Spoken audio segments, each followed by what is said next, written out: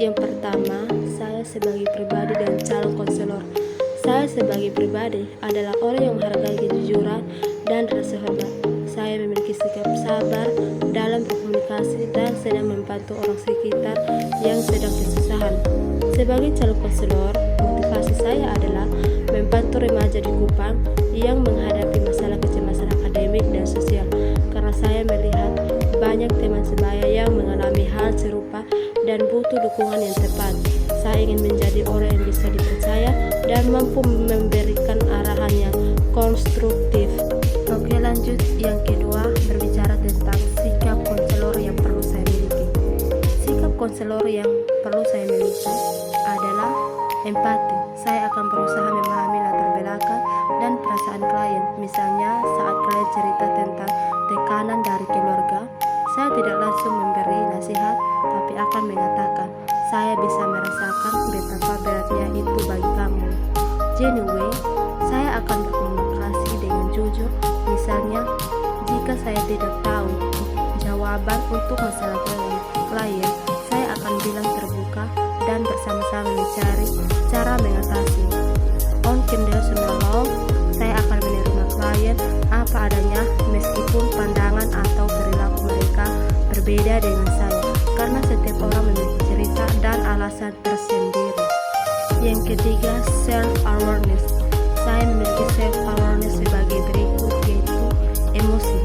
Saya cenderung mudah khawatir saat melihat orang yang kesusahan, tapi saya sudah belajar untuk mengendalikannya dengan bernapas dalam-dalam agar tidak terbawa emosi. Nilai, saya sangat menghargai kebebasan berekspresi dan keadilan, jadi saya akan memastikan klien merasa bisa berbicara dengan bebas dan diperlakukan secara adil. Lalu, bias pribadi.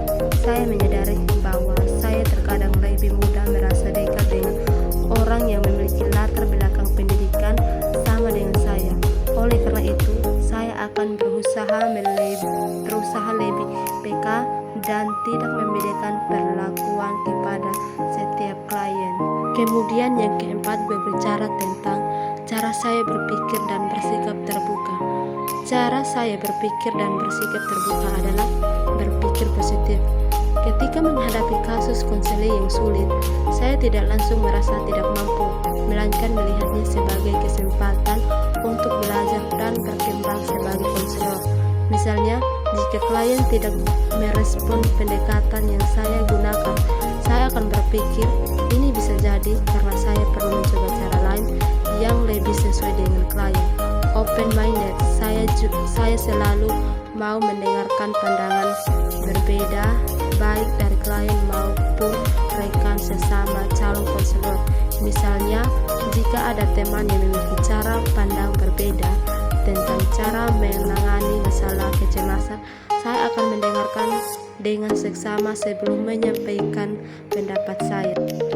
Dan yang terakhir, psychological adjustment saya.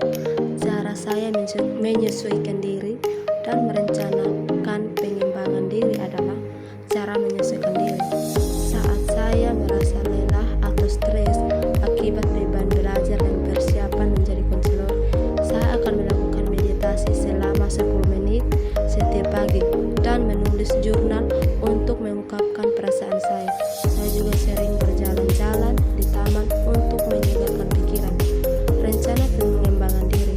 Kedepannya, saya ingin mengikuti pelatihan keterampilan mendengarkan aktif dan menghindari seminar tentang konseling remaja. Saat saya juga berencana untuk melakukan praktik konseling, bimbingan, dan pengawasan dari dosen agar bisa mendapatkan pengalaman langsung dan umpan balik yang berguna.